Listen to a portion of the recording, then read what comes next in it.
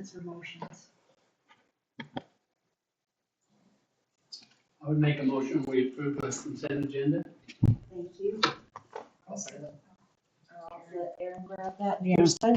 Okay, so we'll start on this end, Kevin, with you as the first vote. Aye. Yes. Yes. Yes. Okay, so that passes 5-0 with the one excuse. Very good. That works. All right.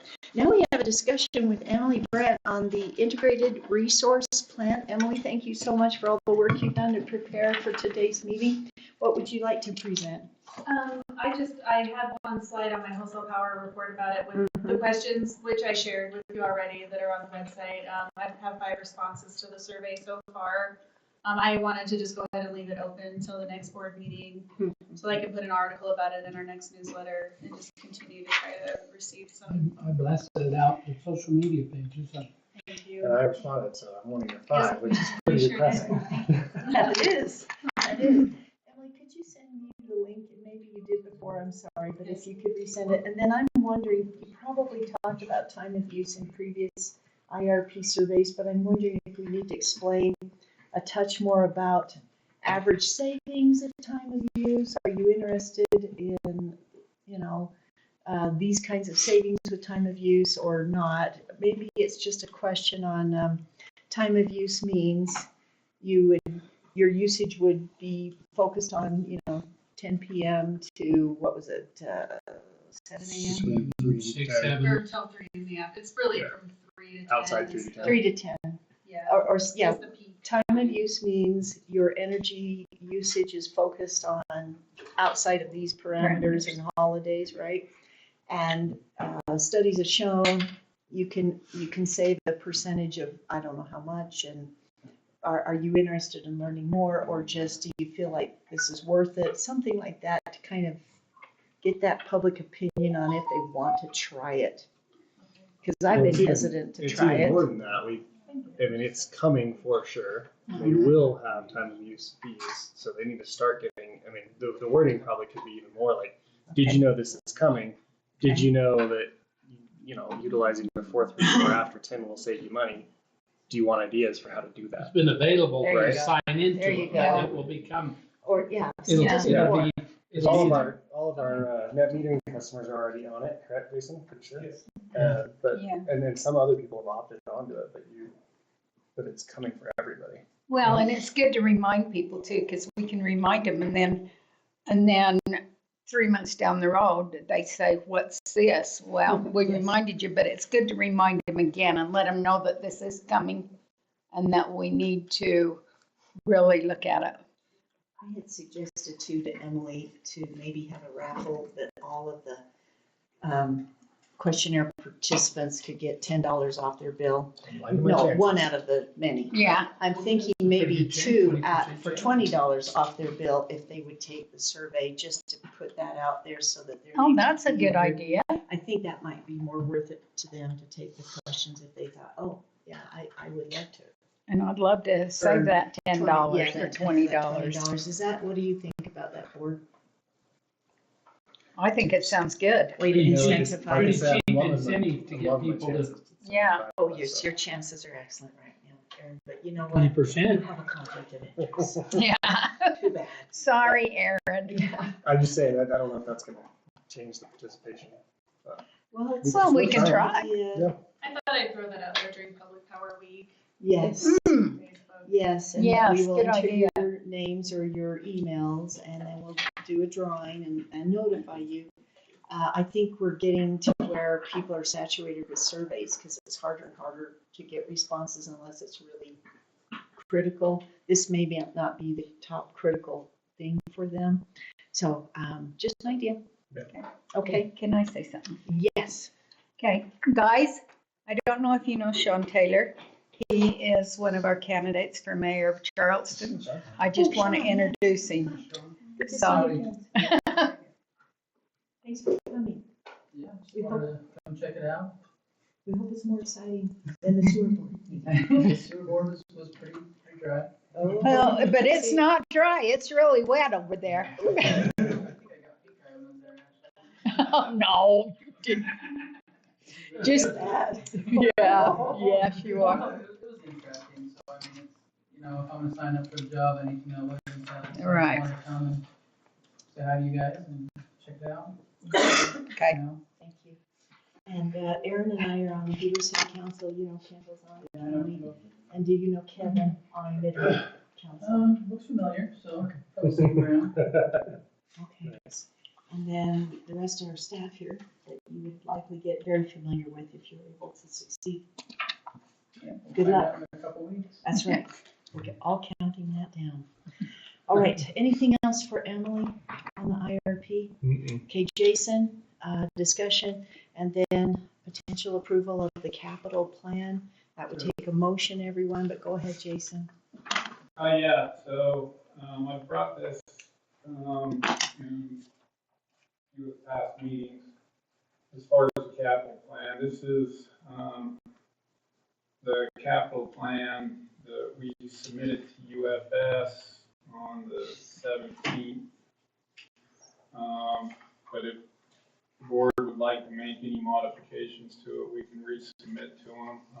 But this is the main feeder into the impact fee study that they will be doing for us. So just wanted to bring it to the board one last time for approval and make sure that we're aligned on what that capital plan layout is. It's going to go into the impact fee study. Can I ask, do you have any more, Jason? No, but this is the 5-year, so, you know, this is looking at, you know, through 2034, but the 6 years of 2026 through 2031 31, okay. is going to be what he is able to use within the impact fee study as far as impact fees go. Well, those last years aren't, you know, obviously as high as those. No, it's, Those. you know, with every capital plan prior to an impact fee study, we do try to condense and try to capture as many costs within that 6-year outlook so that, you know, the impact fees are being priced right to the capital outlay, so. So, Jason, you understand that, you know, he'll do a detailed kind of analysis, but just based upon, you know, from experience, taking the 5 years that can be included, if you were to project what that would do to the impact fees, or is that? That's what Bochamp will do for us. Yeah, Right. yeah, he'll be doing that. I'm guessing, you know, based on this, that we're looking at some type of single-digit impact fee increase. That's very low compared to what I thought it would be. I thought it'd at least be double digit. Well, you gotta remember that, you know, we're following up a couple of years where we were, I mean, there was one year we were 40%, Mhm. which, And a lot of these would have been on there yeah, they're still on it. further out. And so, you know, with the capital outlay and us taking what is the maximum that we can actually charge on impact fees based on statute, you know, it's, you know, it's just, you know, we're incrementally, it's not there to double impact fees, you know. And keep in mind, we also have the highest impact fees in the state of Utah right now, so. On the power utilities or On power across utility, everything? just comparing electric utility impact fees. Well, but Would it be safe to say, I mean, if you're talking single digit, right, would it be safe to say is a big part of that because you already had a lot of these items Projects that were in that were already in, so we don't have significant. the biggest significant item that we put in here was the replacement of power plant number 1 at $38 million cost. we had that in the last one, but not at that level and spread out outside of the 6-year So we only window. had a portion of it. Yeah, I think what, Dan, the impacts or the projects that were here before that he would have put in prior impact fee studies, he won't recount them. It'll just be new stuff. right. Like, we're still collecting impact fees on Southfield Sub, but Southfield Sub has been finalized and capitalized. And so that big number, that $23 million number, or whatever it was in here, that's not included in this study. But if you have, But we're still able to collect for it. right, if you have projects that aren't completed and the costs are going up on those, and those additional costs are being reflected here, those can be Correct. Yes, captured in. and those are captured, yeah.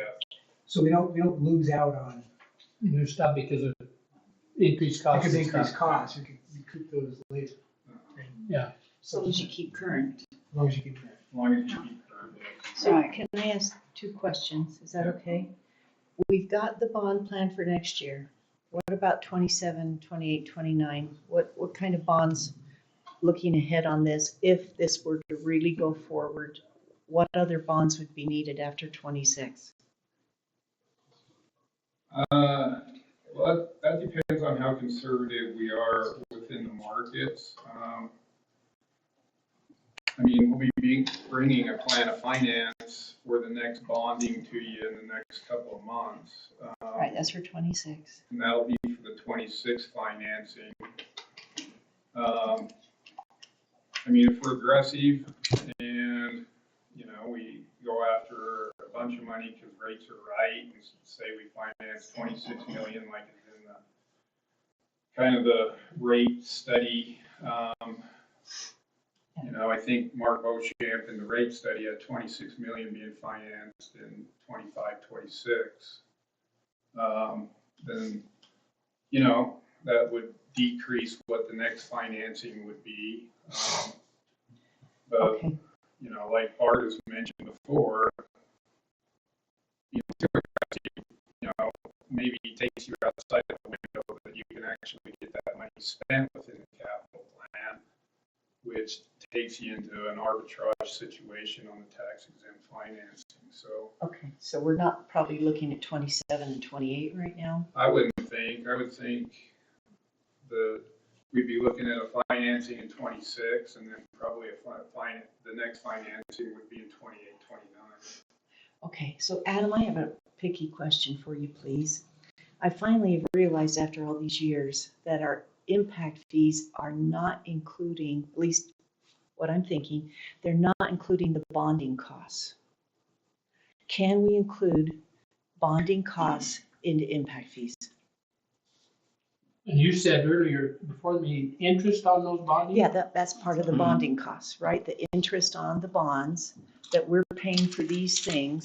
I don't think we've ever thought about recouping interest, and I would like to know if we can. I don't know off the top of my head, but I will look at it Well, and potentially talk to Mark. we got a lot of interest on the bond that was, happened before, a lot of We'll look interest. at it.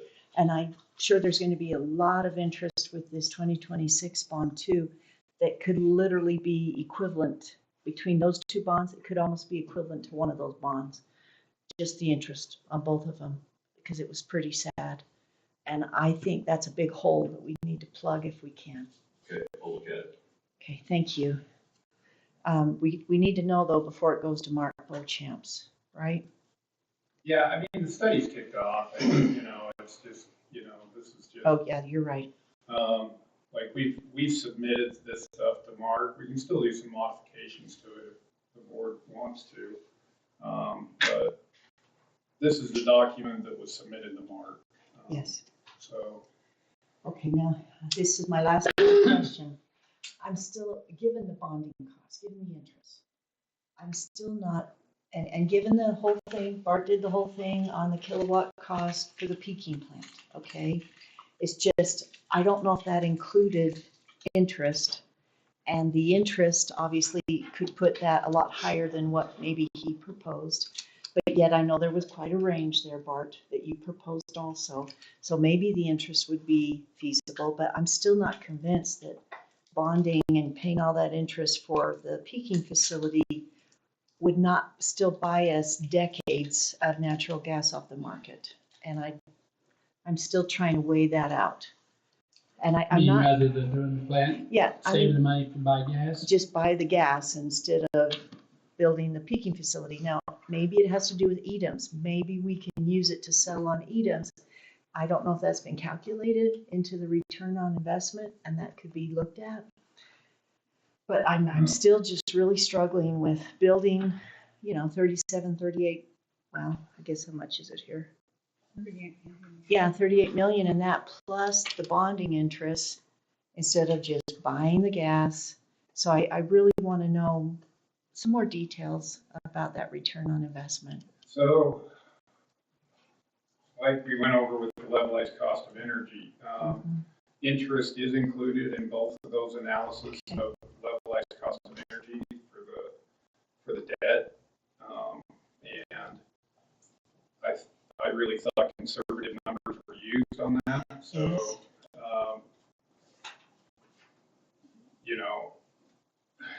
Are we trying I mean, to plan? I guess I'm not following you, Mayor, as far as buying gas. Why would you buy the gas if you're not buying the units to burn it with? Oh, that's true. So, I see what you're saying my there. thought. That You're totally putting makes the gas sense. into the peaking plant. Did you Yeah. mean that you're buying instead that you're just buying energy? Buying market Yeah, energy. buying energy off the market, natural gas energy somewhere else. I'm just saying, is this really for our growth? Is this the ability to sell the peaking facility generation to EDAMs? I mean, until whatever growth might come to our It goes valley. on when we We need it. have, Yeah. right now, our units are not in the network model, so our units are behind the meter and would be used for Heber light and power loads. So, True. meaning we have to submit what our loads are gonna be, that need to be covered. And when we submit that, it would be net less the generation we're gonna run that day. So, In your day ahead forecasting, you mean? yeah, we do some balance selling, but we don't run for other utilities. We run for our loads. So, Oh, maybe And that would that's, be the design with the peaking plant. and that would be the Okay, design with the okay. peaking plant. We would be running for our loads, so. okay. When Emily showed us her graphs last month, she'd included the peaking facility in them. But I can't remember if you gave us the charts without the peaking facility and the gaps. I don't think so. I'm just wondering about the difference. Also, something to keep in mind is that in the event, I mean, it's not very likely to happen, but in the event that we lose our transmission provider, and we need to start with our own black start situation, like we want to probably hit up the hospitals, shelters, and main loads in towns. It's a very good asset to have when we have to feed our own. So there is a lot to having our own generation. That's a complete resilience plan, right? Yeah. Yeah, I mean, it's hard to put a number on that type of stuff as far as behind the meter generation goes, but I mean, at the end of the day, that's what you're looking at though, Mayor, is, that levelized cost of energy, which is,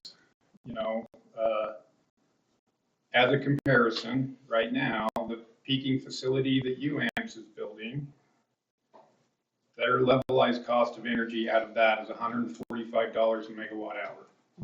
So That's what it costed to buy power out of that. That's the one that's down south, right right? now with, the estimates that they've got without getting bids on equipment and buildings and everything, their LCOE model is at $145 a megawatt hour.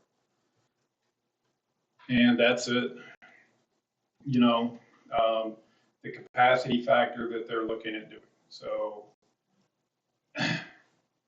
our levelized cost of energy on our two models was $117 for that new peaking facility and $90. Right. So if you want to do a comparison to market, that's lower. lower. And Is there, okay, I don't want to belabor this because No. he's got to go at 6:30. But is there any way that with that peaking facility, we can do natural gas storage instead of relying on the pipe? Because if there were, some kind of emergency that might disrupt our supply, no, can we do any of that? No. We don't have any salt domes in the county. Can they be close enough that we can still control them? control. Or have them not worry about earthquakes, something that's a little more closer, but I mean, I don't know how they build those natural. Say what? The them in that sentence? When you say, can they be Whatever closer? storage units, right? Not salt domes, but. Like that down at Delta. Yes, they do there, but I just don't know how the natural gas lines are built to withstand earthquakes or other natural type disasters. I mean, I'm not confident on that. Do you have more information? Oh, I mean, that depends on where, of course, the earthquake lies, but. Right. I mean, if that natural disaster is in our area, natural gas is gonna get shut down until the inspections are done and it's safe to turn natural gas back on. Right. And, that's the risk of, having natural gas units is that earthquake that's out there. But there are plenty of other catastrophes that could definitely take down the grid that has nothing to do with natural gas, Okay. in which you do have a little stronger resilience with that 17 megawatt natural gas plant, and continuing to add to it as the system growth requires. So you're always kind of in that sweet spot of having enough peaking energy for the top of your risk pyramid. Mm-hmm. So, which is what we've always tried to do, is just to make sure that we can cover that top 15% of that risk pyramid with internal production. And as we continue to grow, then there's going to be more need to add units to the facility in order to keep that risk portfolio where it needs to be as far as the units that you have under your control. So, So this would be technically it is a direct replacement of the existing plant that we already had, right? So Yeah. we're not adding new in some ways, which is replacing the aging plant that we already had. But we're keeping the one we just moved the generators on to. yeah. Right. Mhm. Okay. Mayor, Okay. Sid's on that. Oh, Sid. Sid, can you hear us? Can you speak so we know you can participate? Jason, would a fire event that Mayor, kills, can you hear me? Yes, Yes. yes, now we that can. kills transmission line Thanks, Colby. Appreciate it. also kill? Okay, gas we're on pumping agenda off, right? item number So 3 that's- right now. The primary, I'm thinking about like the primary natural disaster that we potentially would have gas for would be arguably what we've seen the most likely, at least in the western US recently, which is the fires shutting stuff down. Yeah. Earthquake, different situation. Well, they're telling us fire, they'll shut them down even if it doesn't damage the line, just Yeah. to prevent. And if they shut down a generation, that's the type, it would be these plants that would keep, to your point, the hospital, if for some reason it was off for a long time, it would be Yeah. these plants that would do hospital and Heber City's water pumps and things like that, right? Yeah, we have a Black Star plan that tries to incorporate the critical infrastructure and how we would get that energized, if we went into a Black Star island mode with our units, yes. And, those things are identified, and, we would work towards that end. We're not talking anything that's gonna magically happen in 24 hours. You're probably still looking at a couple day outage, for us to get our system switched around to an island mode rather than an infinite bus mode. So, because that's a big job, and that's 24 hours a day for a few days to get that swapped around that way. It's not. I don't know if the utility can have that luxury of having local generation. No. Most of them don't. They just would be in the dark. We'd be ahead of a lot of utilities. Well, board, thank you for answering those questions. Do you have any other questions now on this capital plan? Do you want to make motions or do you want to delay this? It was for the agenda to approve too. I think we need to prove it where we've already sent it to Mark to start analyzing for the, But we can certainly modify it, like I say, I mean, I wanted to get it in front of Mark, you know, so that he could, you know, him and Jillian could take a look at it, give us any feedback from it. But like I say, you know, you don't like the power plant, we can definitely shrink it, we can, work within the parameters of the board's budget on it. It's just, you know, going into an impact fee study, I try to fully load it. Yeah, tell me if I'm misremembering, like, most of the cost looking at the cost, it didn't really scale down like a 6-to-1 if you talked about a 1 bay versus a 2 bay. Or most of it was it wasn't the roof or the foundation or anything so much as it was just having the bays ready, wasn't it? Do you have that handy as far as like the compare? Because you showed us a 3 and a 6 or something, but like the LCOE was all done with the full 6, wasn't it? Yeah. yes. So the LCOE is with the full 6, and you can see that, you know, you're looking at 17 million in 26. That's the start construction, 13 million to kind of finish up with a unit. And then you've got 3 units going in at 2.5 million each. And then there'll be 3 bays that are for R&D testing. So you said 15% of the risk pyramid would be based on this peaking facility. Is that 15% That's what the you entire need? plan. Yeah, is that what you need though for emergency operations to run your Black Star plan? I think you just said. Oh, no, the Black Start stuff, you know, that's just what you get if you do internal generation behind the meter. You have some flexibility there. But those loads are gonna change as to what type of year it is or whatever, and you'd have to control what you can actually get on. So, you know, if it's the middle of the winter and we've got high loads, you know, you might be able to get the event center on for like, you know, that county compound on, so that you got places for people to shelter. You try to get, you know, critical infrastructure on, sewer pumps, sewer plants. Try to get a couple, you know, some of Main Street so people can pump gas. And all of that's in there. But at 2 in the morning, it might only take 5 megawatts. At 4 o'clock at night, you might want to give some people some energy in some other places. So, you know, you might ramp the plant up to 10 megawatts, but you got to have something in reserve.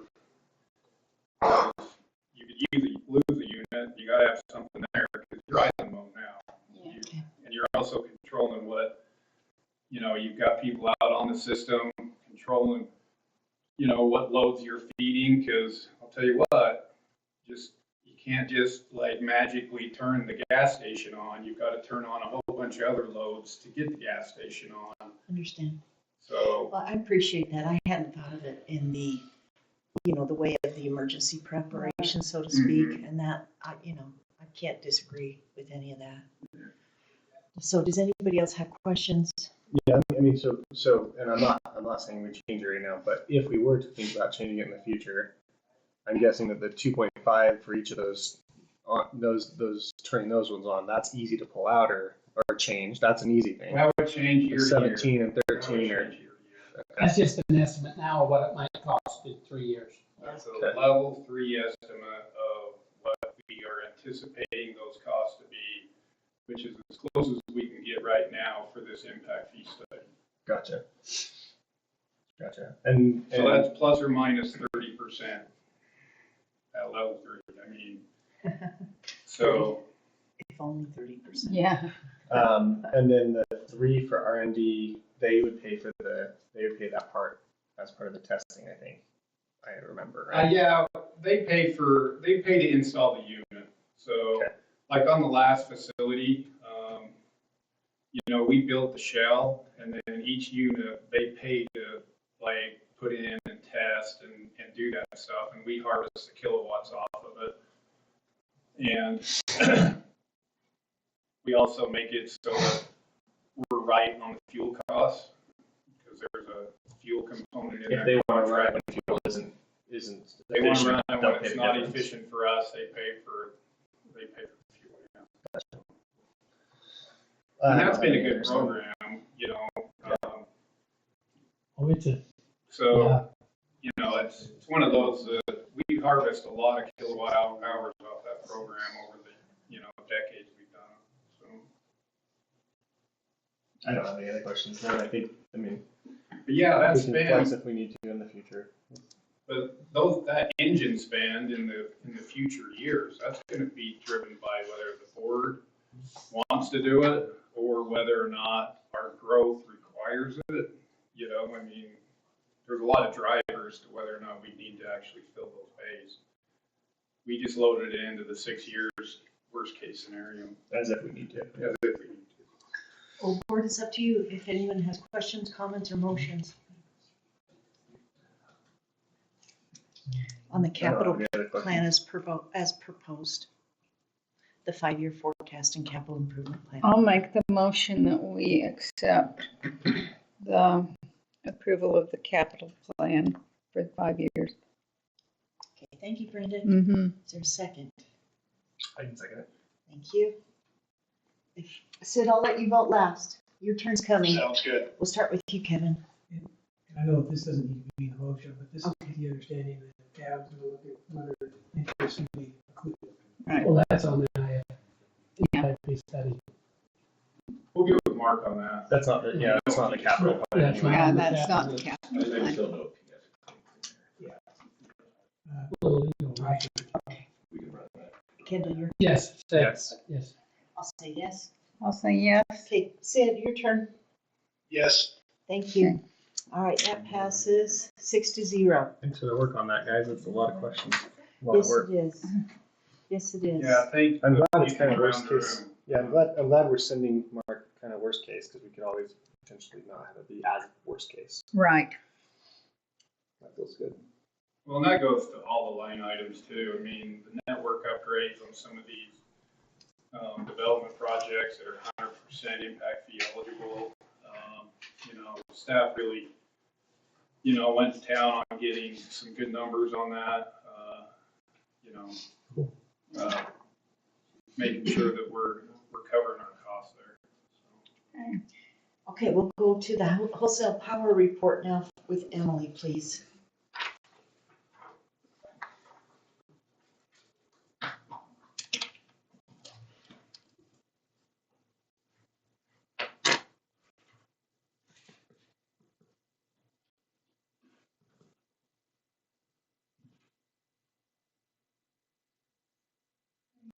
Okay. Page 54. Okay, not a whole lot to report, so I'll be quick. We are 3% over budget, as of the end of August, if the power bill is the same as the preliminary bill. So 3% over in wholesale power, but we're well under on our natural gas. We bought more power than we generated. And now overall total cost, we're under budget on the overall total cost so far. If you include power purchases and natural gas together. That may change after September. Just stay tuned. We'll see how that comes Yes. out. And then overall to date, comparing this year to years past, we're continuing on with 5% growth, overall load growth. And the chart on your right is just a look at the load shape, average daily load shape for July, August, and September. So July was just very close to last year. August, we were up 5% on, overall and on average daily load. And then this month we're even more. So trending more than 5%, which is interesting considering the mild weather. So just still seeing all that growth from new customers. And that is all I have, other than just the questions I had in the IRP survey, which we already talked about. So that's everything unless you have questions. Why do we think, And I appreciate that we think it is just the new growth, but if it was, why wouldn't it have happened in July? I think because the temperatures were so much lower. Overall, the nighttime temperatures were so much lower this year than last year that it evened it out. We just didn't have the AC load that we normally have. Okay, so you're saying we actually did see the growth in July, it's just masked versus the year over here because last year's July was so much higher. Yeah. than And it when should I have put been. July in my regression model and look at the weather, it shows that, we would have, if we had the same temperatures this year as we had last year, we would have seen a huge difference. Gotcha, okay. Yeah. Okay, thank you, Emily. Now we're to Resolution 2025-04, approval of the use of CIAC funds for the purchase of real property. We can review and approve it. Jason, do you want to just present it quickly and then we'll move on with this? Yeah, so, last month we, went over the purchase of real property north of town for a substation, up by the Highway 32 interchange. Can you bring that up? Adam sent some pretty good maps. Yeah. You want the Sean, resolution up or the property map? Resolution page 64. You want the resolution up? I don't know. Brenda, what did you want on the I screen? wanted the map of what we're buying, buying.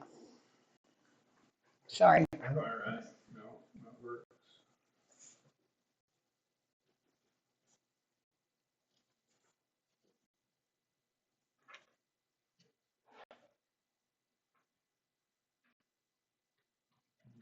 Zoom, Maybe, huh? share.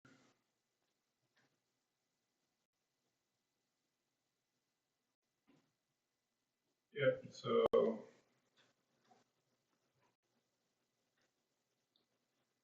Right up here.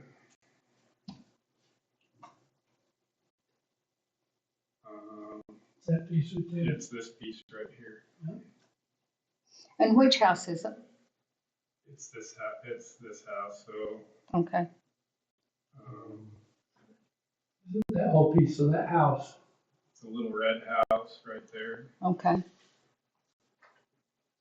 It's not the middle, it's the middle house, right? But Yeah. then- Yeah. So that's It's the the fence red line? S-shaped parcel and then the one below it. There's the gas. Okay, Here's- yes. Here's the high pressure gas infrastructure. And then there's a gentleman's house here and we bought this piece, so it's this piece right here. Okay. So is that the piece that had the for sale sign up on it?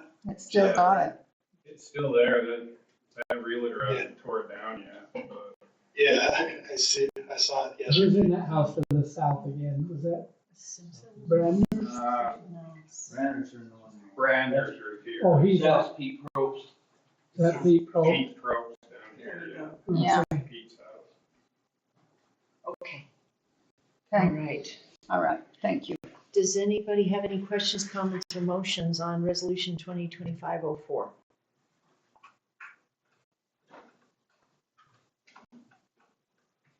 And it's going to be paid back with the new bond.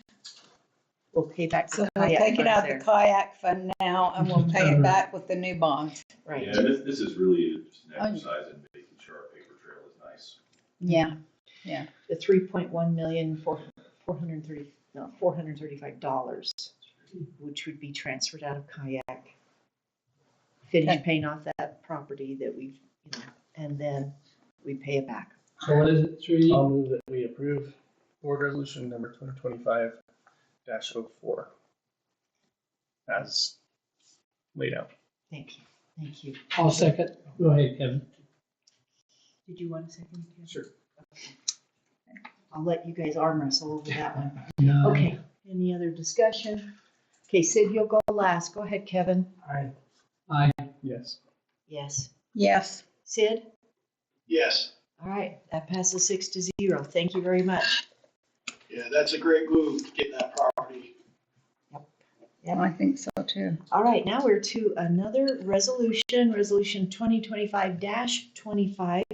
This is to review and approve the Fremont Solar PPA project transition? Is that right? It might be That's missing. 0.5, I think. Yeah, Oh, 0.5. My deck said Thank 0.5. you, thank you. Sorry, I missed that. Okay, let me redo. Resolution 2025-05 to review and authorize the Fremont Solar PPA project transition schedule. There we go. Under the master firm power supply agreement with UAMPS as well as related matters. Jason, Emily, who would like to present this, please? Well, I can start. The resource is the Fremont Solar Project. It's down by Cedar City area. It's a 99 megawatt solar voltaic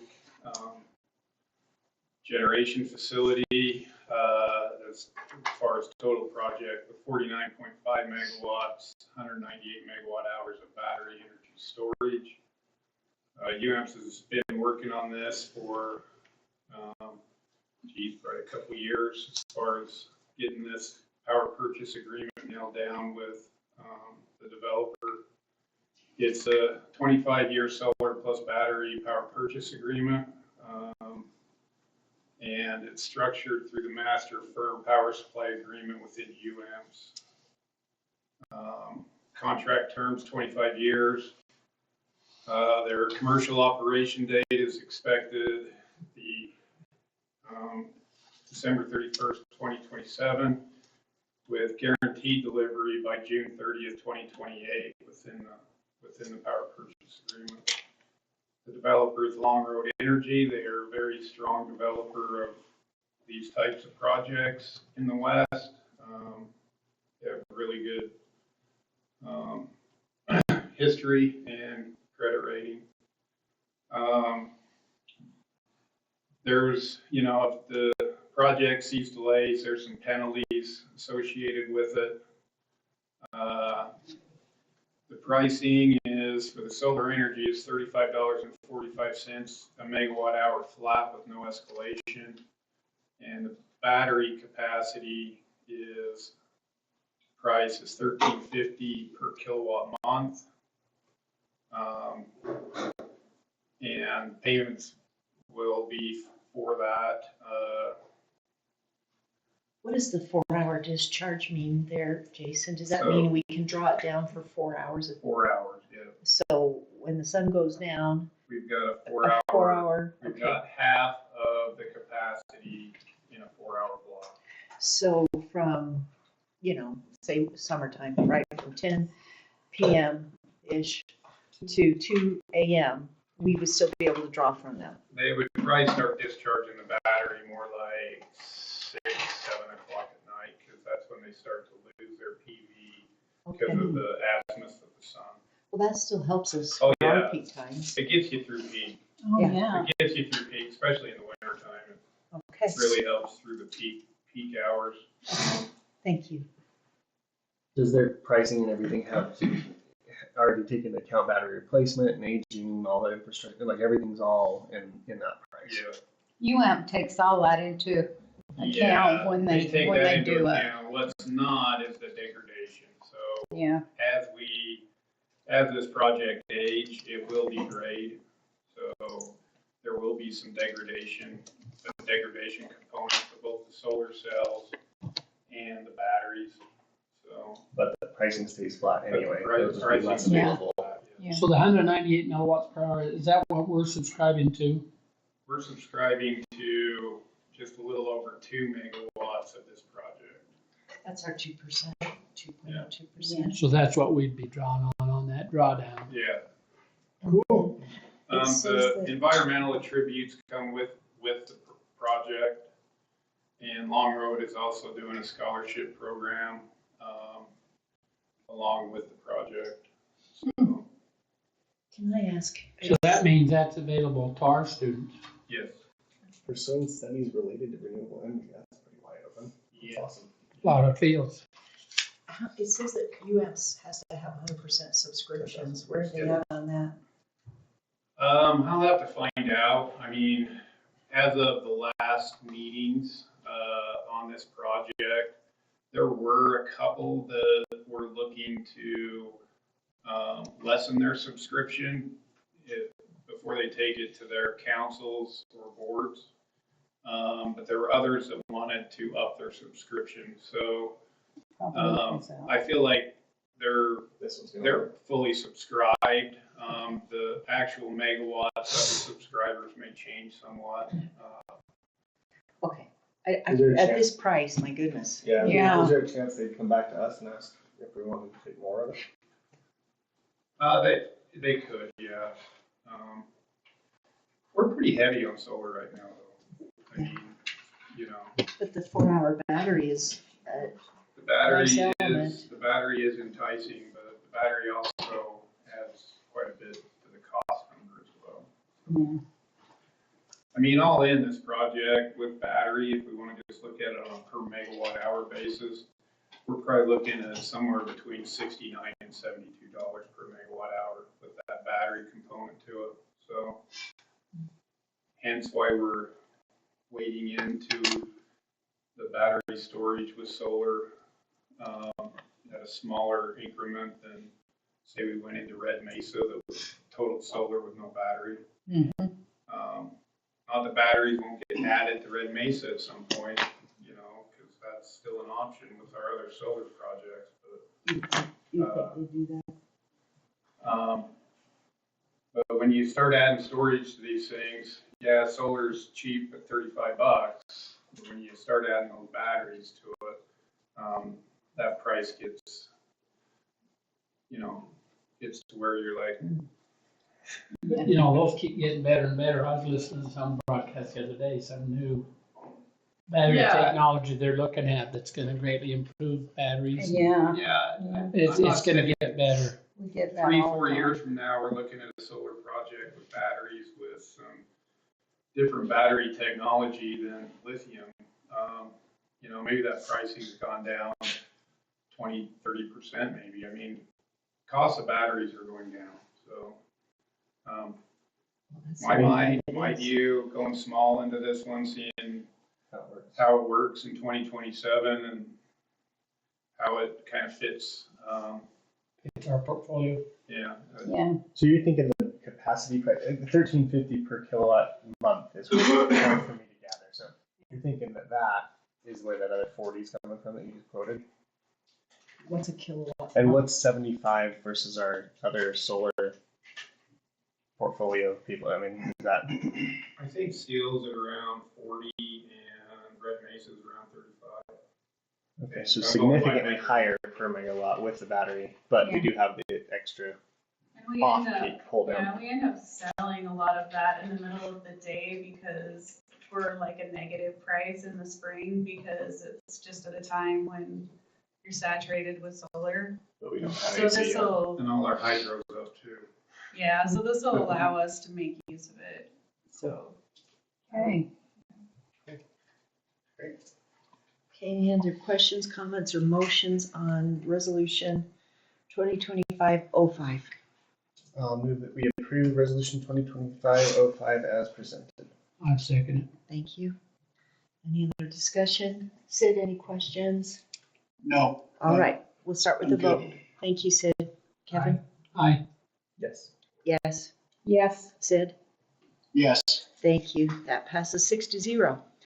Okay, now we're to the general manager's report, Jason, and then just to verify, we're not having a closed session, right? It's not needed? Or do we need that? Sounds like we should.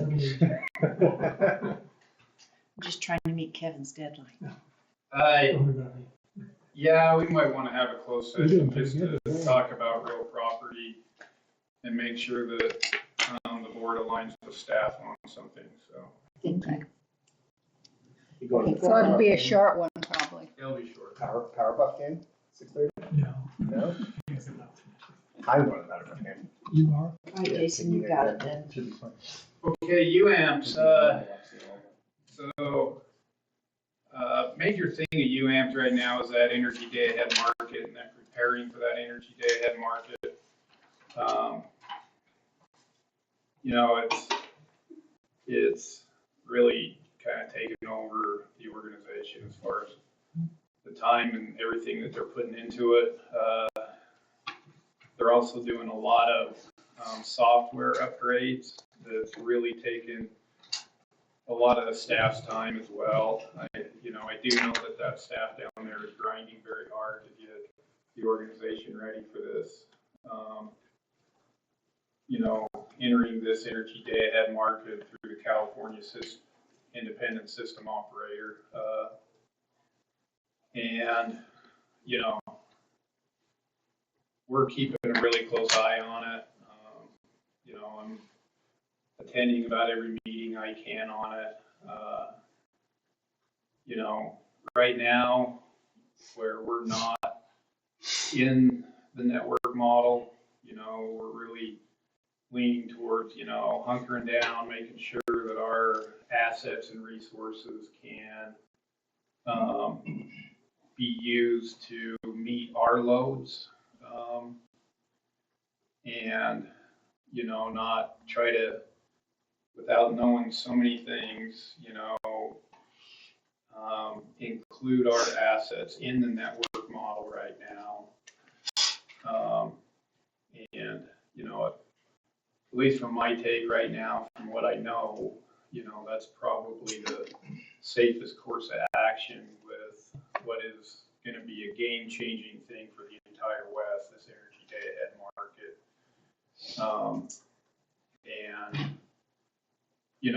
Budgeting for next year is going to be one of those things that once we go live and get the first couple of power bills, just eyes wide open, we may be coming and doing some type of budget adjustment because the market's just shocked us horribly, knowing what this is doing. So, Oh dear. um, Well, can we see what has happened in other regions of the country where they've moved to this model, or are we just moving to it first? well, we're moving to it first. I mean, there's markets plus just to the east of us in the SPP, but that's not gone live yet. There's some markets in the MISO and stuff like that are working well, but we're talking about completely different loads, completely different, we're not talking the West out here, with an economy like California that's going to be included in this. Yeah. So, what we're going off of right now is the knowledge of what the energy imbalance market has done, and the energy imbalance market, they call that EIM, has been favorable for the most part for the generating states. So the states that have generation like Utah and Arizona, there's a lot of times that those states are net long and are, constantly selling into the California markets, that energy imbalance market. So if we're just judging it by that energy imbalance market, then I can see why Warren Buffett, with his balancing authority here of Pacificor, wants to go into this market. So, and that's the driver. We live in Utah, our system is in Utah, and Pacificor East and Pacificor West are entering the CAISO Energy Day Ahead market next spring, and we are within that balancing authority. So by default, we are drug into that market. So, because we've got to comply by the rules of that balancing authority. So, a lot of stuff's been, clarified, like our western area power, our crisp power, the all federal system that gets delivered into Utah. That's going to be a net offset too, meaning WAPA is joining the the Southwest Power Pool, which is a different organized market, Markets Plus, but they will make their deliveries to the Utah purchasers, and that will supply resource adequacy for those purchasers, and that power will get delivered as a net into the system. So, you know, we figured out that's going to work. It's going to work like it's always worked.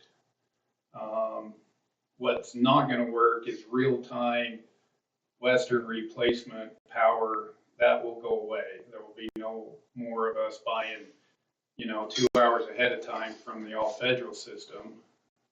So we'll have to do a day ahead type of schedule of what we want Western area power to deliver to us on that Western replacement portion of the contract.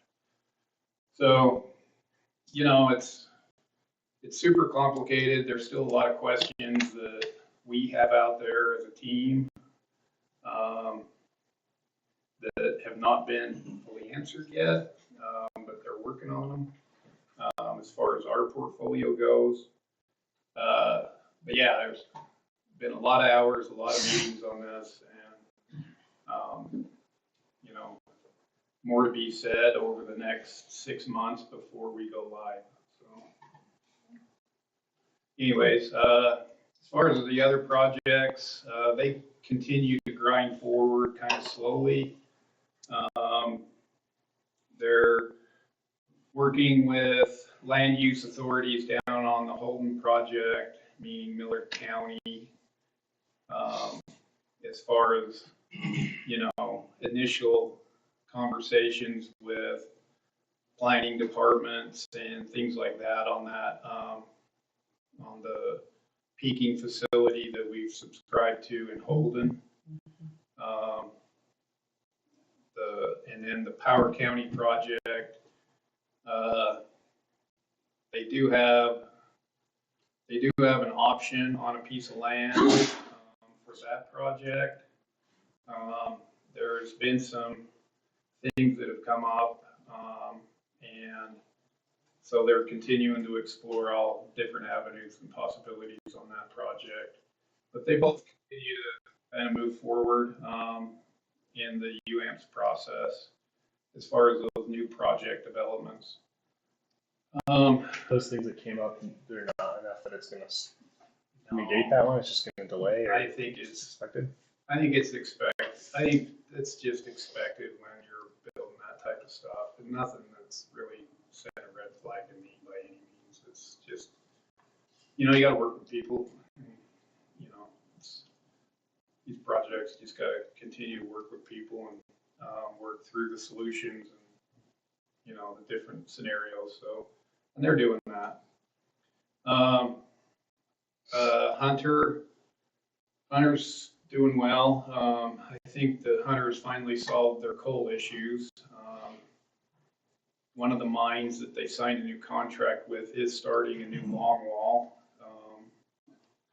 which is a good thing for the mining community down in Price and all of that, I guess. You know, I guess that mine's actually hiring as they develop that new longwall thing. So, so at least for the foreseeable future, it looks like kind of the coal issue that we've gone kind of through the last few years on that coal unit is corrected. And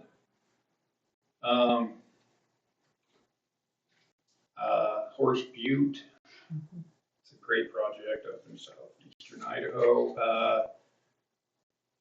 They're going through some blade replacements up there or blade repairs. They've done some good inspection processes up there and identified some areas where some maintenance is going on. And IPA, good news at IPA. Both units are, you know, in the testing phase. They feel like a lot of the issues that they've been having through startup through the last week have been resolved. They're looking at Unit 3, which is the first gas unit, being pretty well ready to go by the end of October, and then the other unit being pretty well ready to go by the end of November.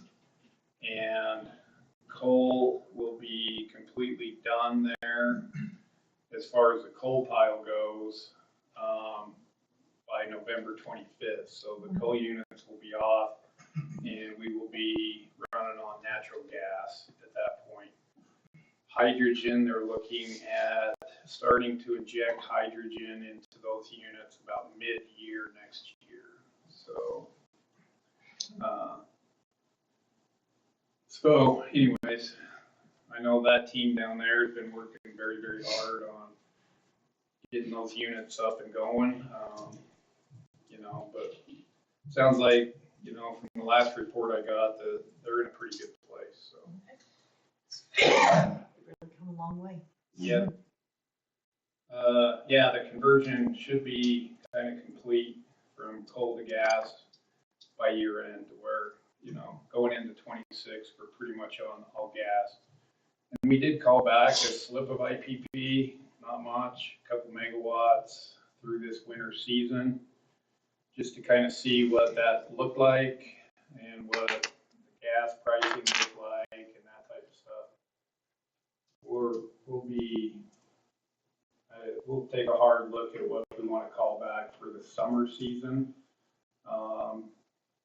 As far as what being completely natural gas looks like to the overall pricing of that project. So, building update, feel free to go down and take a look at it if you ever have time. The drywall is done as far as hanging the drywall. Theirs is all mudded, and they're prepping for paint for the downstairs, and they're starting to tape and mud the upstairs. Asphalt has been laid, and the siding in the exteriors getting buttoned up as well. So, as far as the trenching to tie the two campuses together, that's done, and the asphalt to kind of do the repair of the road crossing and the current campus in front of the warehouse is scheduled for next Tuesday. So other than just right around the gas meter, where we've still got some infrastructure to move, so that we can tear down Plant 1, is really the only open area that we have as far as trench goes right now. So, and then I just wanted to just let the other board members know, I know that the mayor and Aaron and Sid were there, but me and Riley met with the city council, Heber City Council, on their goals along First West to do some change in design along First West. We showed them what it entails to take those facilities underground. I hope that was helpful. I think it was. And We haven't heard any pushback, have we, Aaron? No. So, yeah, it was awesome that you guys came out. We really appreciate it as a city to help us, educate us on what you guys are, your equipment. yeah, I did have one question. Yeah. I mean, it's a random time, it's not here, but my takeaway understanding with the big, huge switch box, the one that we were talking about, was that was a above ground to below ground transition period. But I found a couple other ones where there's no above ground anywhere near them, do you also just need it every so often to be able to shut down neighborhoods or something? Is that the other reason that those are needed? Like for over the park over by the high school, that little park by the self-help homes, there's no above ground anywhere near it, but there's a huge one there too. There's one out like So anywhere we go underground, so where we go underground, those big boxes are needed. So, that's coming off of the feeder. Yeah. And then if we take a single phase to go through the development and go feed something, then that ties into that switch to where we can isolate that feeder if we ever need to. Gotcha. So it's not just where it's that transition, but it's also like per couple of neighborhoods or something like that, a couple of circuits or whatever. Like if you go and drive up Coyote, you'll see that they're sporadically there. That's where we've taken a line to run into the development. Gotcha. And feed off those homes off of the main feeder line. So in that case, it's not so much the above ground coming in, it's just the switching ability. It's the switching ability, and protecting that line as it goes down to feed through those homes. If somebody were to dig it in or whatever, it's fused in that box so that it's protected. It limits it limits how much of the system goes down. Yeah. Okay. Cool. I like the understanding was wrong on that. I thought it made sense, and then I saw a couple that didn't make sense with my understanding. So No. got it. So in summary, not having been part of that process, because this is something we're looking at doing. In summary, is this something It's really, really, really expensive, and the city council largely went, "Oh wow, that's way more expensive than we thought." Okay. Back to the drawing board. My vote is no. I'm not on council. Yeah. Okay. Yeah. It's No, up to any that city, was in other words. that really was it. It was like, hey, this would be really pretty. Wow, that's a lot. I don't know if it's that pretty. So Jason, I can imagine because of the work that we're having done on You guys. North Near Center Main Street. It'd be different if we were We in an added a area. section and it was a main. New development, much cheaper. Yeah. that you underground it? Effectively, it'd be different if it was. You an area underground where it? there We were was doing three-phase as Putting well. a trail in. That was the main. While we're doing that, we're doing other improvements and we undergrounded a certain section. We added another section all the way down to Main Street underground. Nice. So Makes a I big understand difference. The cost is. Yeah. And that was very expensive for Gateway City. Yeah. And I think it would make largely more sense. I mean, my takeaway too was it makes a lot more sense if you're undergrounding something that's primarily or only going to be residential. But to do it residential and have the flexibility for three-phase or commercial hook-ins, then it's really cost prohibitive, which is exactly what the plan is. So Relatively, no cheap. We're looking at other for the options now. distribution just to to the homes or Yeah. businesses, whatever. Well, It's, Jason gave the idea of just lifting up the line. Yeah. Right, so that it's not going, and then we'll rearrange potentially the we could road move to the not poles a move. little bit and lift the line above the tree line.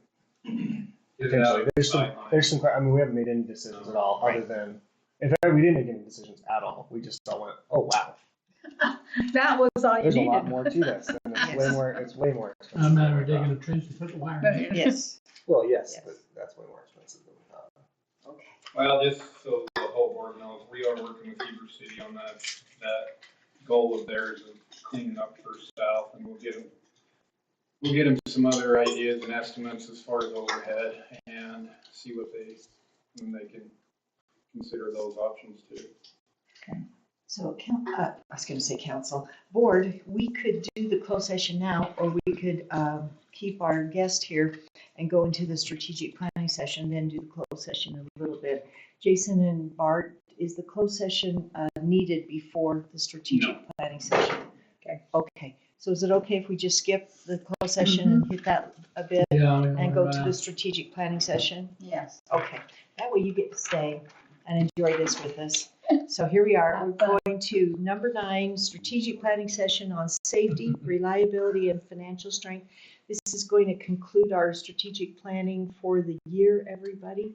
So Jason, are you looking to have anything approved in the strategic planning We'll bring the session? strategic plan back Okay, next month next for approval with any edits or modifications that you may have with it. So, just quickly, I included the safety manual Oh, in the The, safety. we are diligently working on to, make a Heber Light and Power specific safety manual. I don't expect the board to read that. I just wanted it in there. You know, it's part of the strategic plan to, and one of our goals to get that accomplished this year. And we are working on it. I just wanted to just show you where we're at in that process. It's a very heavy lift. And, you know, it's currently back to the writer that we've hired to help us with this project. And with the ideas and everything else that the safety committee has, you know, brought forth. And I'll let Patricio talk about what the safety committee's been working on as far as, you know, the work that they've done a good job. These employees have come in serious about it, and they have done a good job. I just want to say that, and let Patricio kind of talk about the safety committee. Did we mostly lift it from the ESCI, or, yeah, ESCI, existing one? ESCI is the contractor, the consultant we hired. Okay, I just noticed the copyright of 2020. Just didn't think that it was like mostly a form document and we were making changes to it. Yeah. Cool. Yeah, that makes way better sense than starting with nothing. And so basically, under Jason's direction, we started a safety committee. It was July, almost 3 years ago, and it's been good. Employees have been engaged. We have about 9 people in the committee. We meet once a month, and we have been working on the safety manual. One thing that we did is that the safety manual, one of the goals that we have is that it could be customized for our own facilities, our own voltages. And so we met with each group, or the people that represent those groups, like the line workers came, 2 of them, and we went through page by page, and they gave us all their feedback, so we gathered all that information. We also met with the substation group, gathered all that information. Dispatch also provided feedback about terminology, and the idea is that things get written the way that they currently happen in the field. Like, we don't want to have like a differentiation between what happened in the field and what the manual says. Sure. So like to be practical. So it's been good in terms of getting all the editing and the feedback that we have provided to the writer now, and now we're waiting for him to send us back the updated version. Do you think that'll come back in a month, or what do you think? I would expect it probably in November. Okay. I'm guessing that I'm hoping that we'll bring this manual to you and it's kind of finalized form, and the January board meeting is kind of my outside goal on getting this accomplished. So Okay. I can just say a lot of work has been done. So Look like lots of red lines. yeah, Yeah, and then you'll have to train, right, to Yep. those standards, even though you probably are already, you know Yeah. what I'm saying? But then the training, what do you think about that schedule? Is that like another year of consistent monthly training? oh yeah. I mean, we do safety training once a month, and once we get the manual developed and it's go live, then once a month we will incorporate some portion of the manual into our overall training program, so that, you know, we're kind of highlighting, you know, and getting people familiar with the new manual.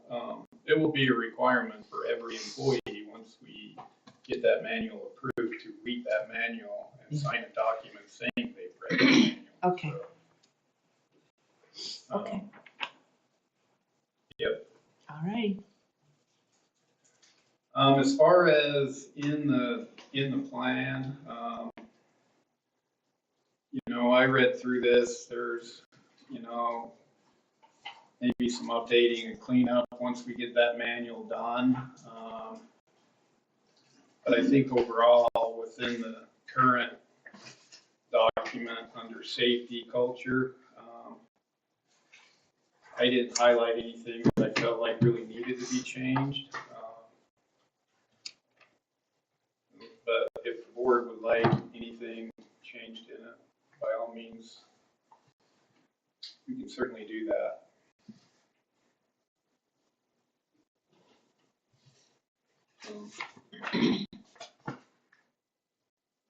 We went through workforce last year, or last month, sorry, not last year.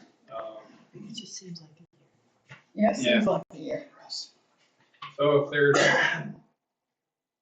nothing that the board would like to go further with on safety, we can go to reliability,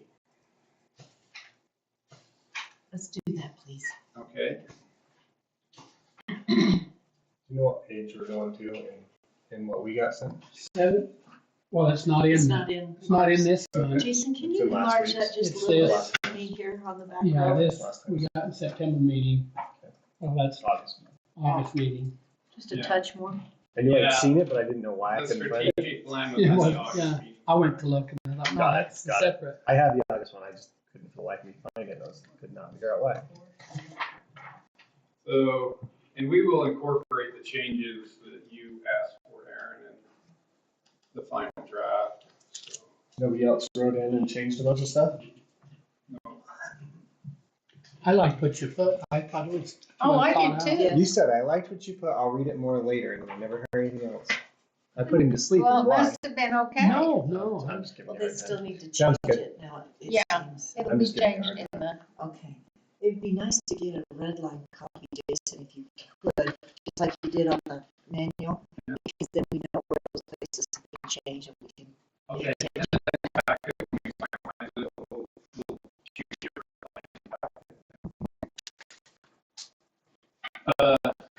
So,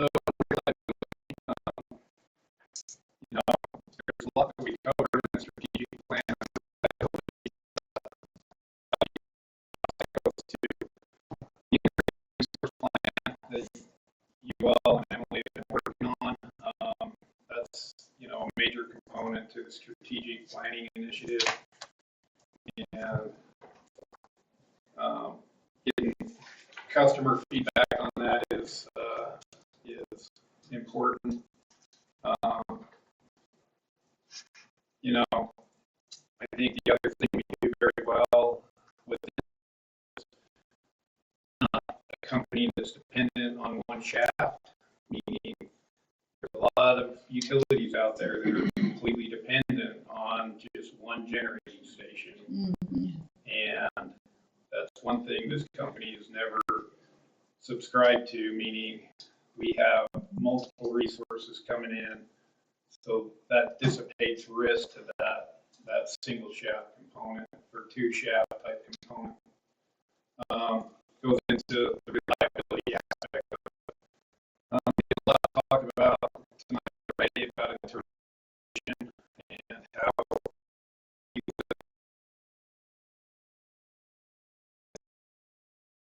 know, not just it's might be a cheaper option versus cost, but also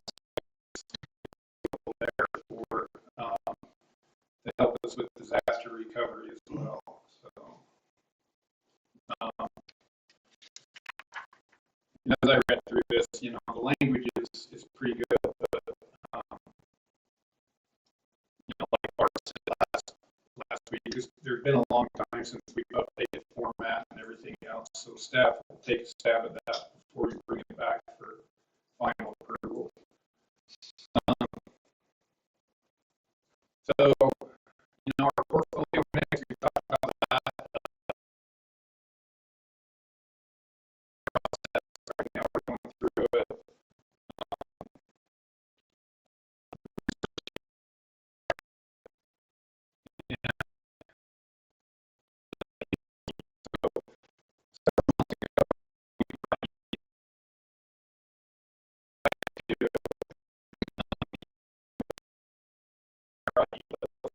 How we kind of stack up with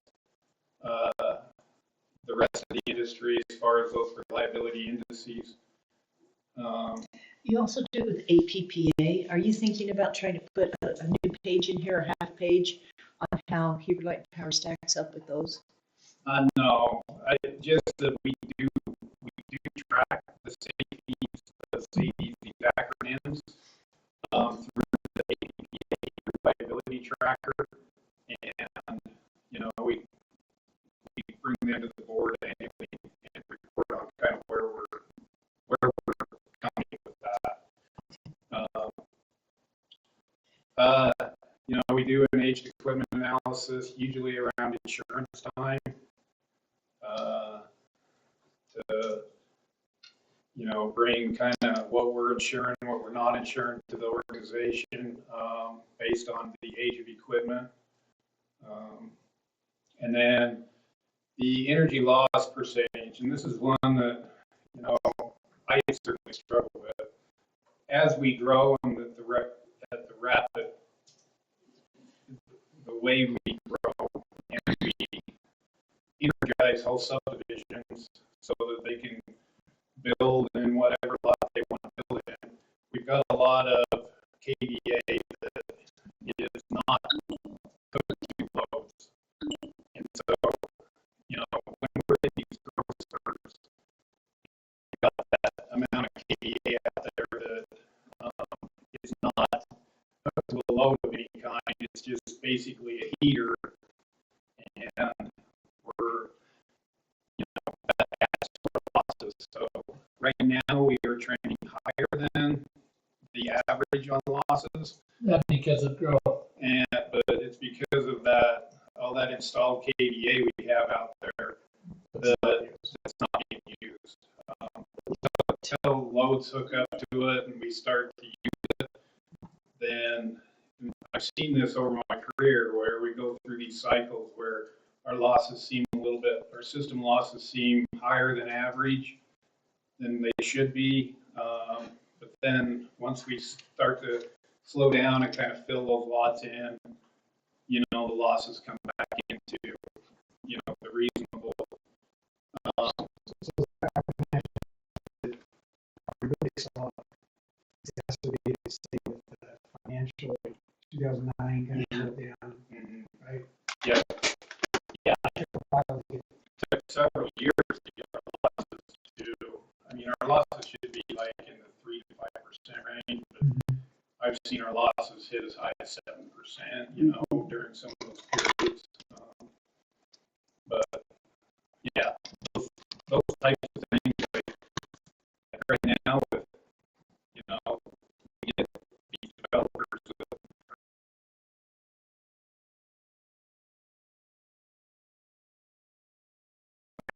we've got, when you can't disconnect it, you got to drop houses and stay energized, Is that same thing kind of happened with holders are building, but they're selling the lots, and so you 100 lots.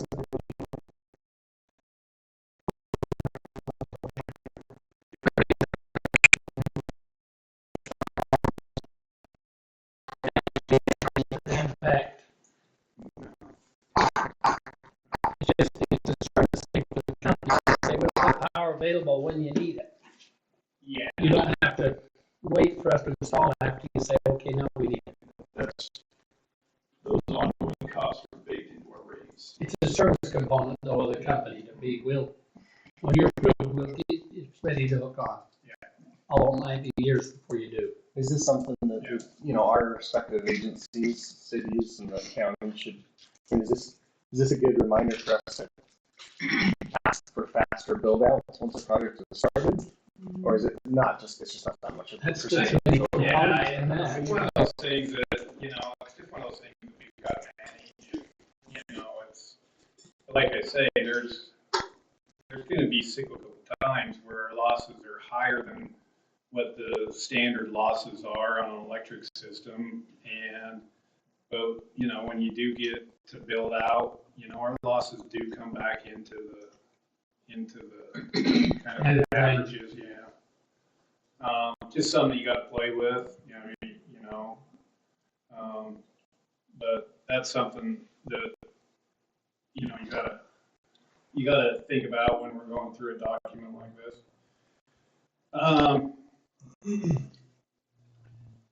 You know, we do system betterment. You know, we are constantly trying to better the system, especially as we continue to grow out.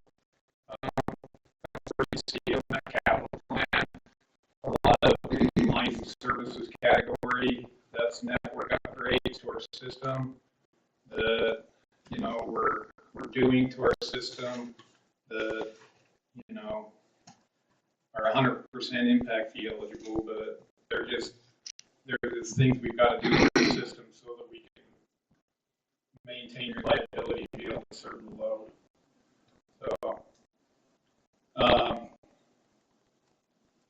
we've done, you know, we've invested so much in the asset inspections and maintenance programs.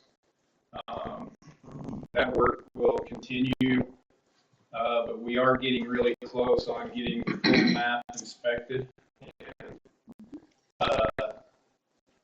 you know, that'll be a good thing when, you know, that map is as accurate as we can possibly make it. Well, we were in the 80% range, as I recall last time.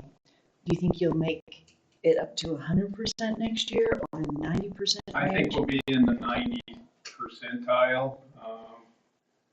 And a lot of the work right now is going fairly quickly because we're in more density type areas. But, you know, it's been a big job. There's no doubt it's been a big job, and I'll keep pushing. So, Where do we line up with other utilities for doing that, or others trying to do that too? I think that's a great thing that we're doing it. yeah, I know that other utilities have a program in place that they do that. Ours has really been driven by the need to, you know, we bought the plug-in for the NISC IU system map-wise, and going to that, so that, you know, the customer system and the map align. So, you know, that was a big driver for us to do the entire, you know, because it's garbage in, garbage out, you know, and so we're really trying to get this version of the software as accurate as we possibly can, which meant boots on the ground, go look at it, take a picture, GPS. to get it in. And so I really think, you know, MapWise is going to be, you know, very accurate when we get it finished. And that will give us the opportunity then to possibly go to an outage management system that, you know, is another area where, you know, it will help us with the whole smart grid technology and all of that type of stuff. Where we can, you know, we have good, accurate data to notify customers about outages, to be able to do, you know, flow diagrams on switching procedures so that we know exactly how the current is flowing. You know, it'll give us just better indications and make the utility just a whole lot smarter. So, but that had to be done first. So, any questions or concerns on reliability as we go through there? All right, let's keep going. Financial strength, I guess. All right.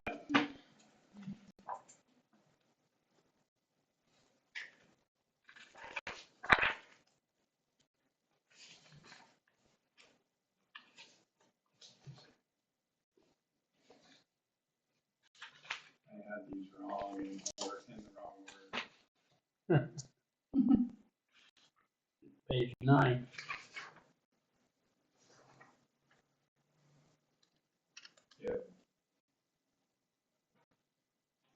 So, big things are rates, of course. And,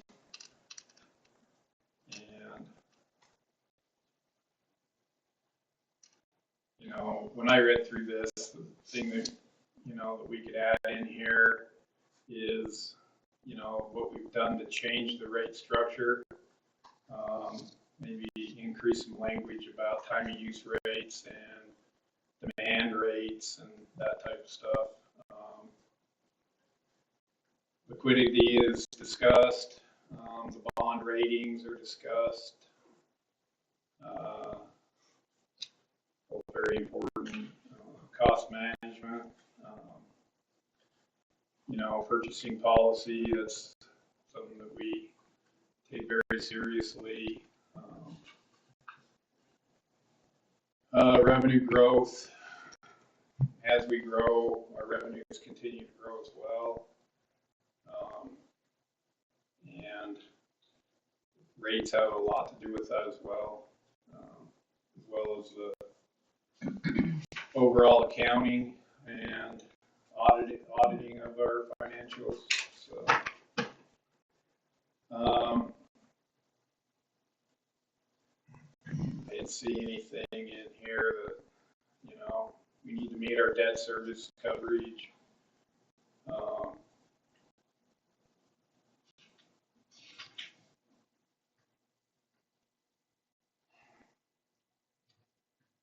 Anyways, happy to. I thought we put the trend sheet in there too, down.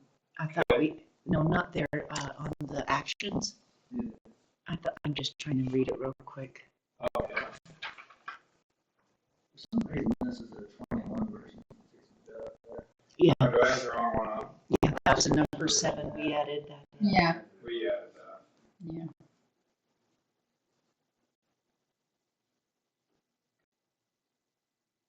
Yeah, number 7 says trends at a glance. Yeah. Have we been able to do any comparison yet between our rates and Rocky Mountain Power's to get that updated? Yeah, we can do that. Since they did their last rate increase, I did it down in 30 with my boys' bill. It was on Rocky Mountain Power System.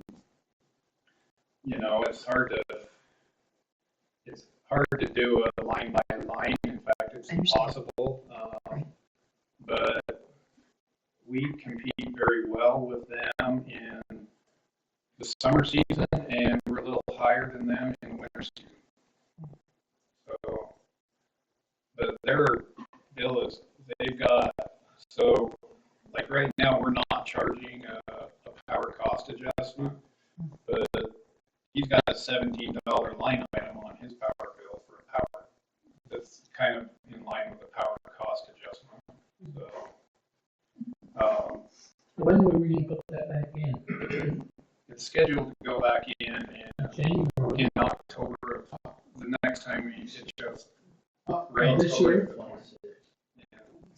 No, we had it and we pulled it. Yeah. Yeah, I mean, that's just part of that rate plan, but, and why, you know, I told my boy when I did it, it's like, you should find out why power costs, since the coal crisis has gone away, have, you know, kind of levelized and been very decent. I don't know why they're still charging for that. So is he on Rocky Mountain? He's on Rocky Mountain Power.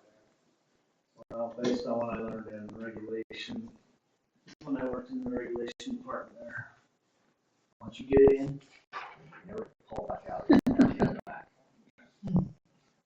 Yeah, it almost looks like a fixed fee based on its usage. Yeah. So, I don't know, but, no, I think, you have to have more training. So they got a lot of other fees and things approved as well, so. And they're going back. And they're going right back. Oh, yeah. Okay. So, anything you guys see here that you want to change or anything, just let us know. And we'll get it in that final version for approval next month. Say you're going to tweak the house or something. Well, part 9 just really hasn't, yep, in several years. take a swing at it. Try it.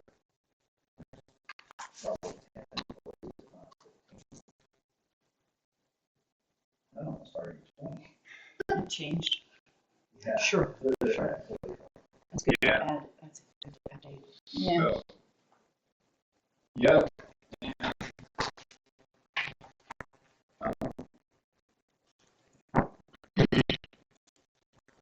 That's all I have.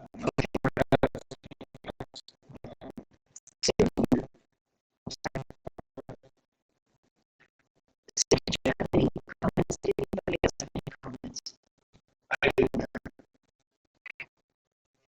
That is what the board would like then. Let's go into closed session for the reason of, is it land or personnel? Real Real property. Make a motion that we go into closed session for a discussion on real property. I'll second that. Thank you. Let's go around to table. Kevin. Yes. Yes. Sid. Yes. We will make a motion to come out of closed session. So made. Thank you. Second. Second. Thank you. And Kevin, you wrote first. To go out of session. Yes. Yes. Sid. Yes. All right. Does anybody have anything else? You want to make a motion to adjourn? I make the motion, we adjourn. Thank you, Brenda. Second. Yep. Thank you, Aaron. All in favor? Aye. That is 6-0, Riley. 6 o'clock.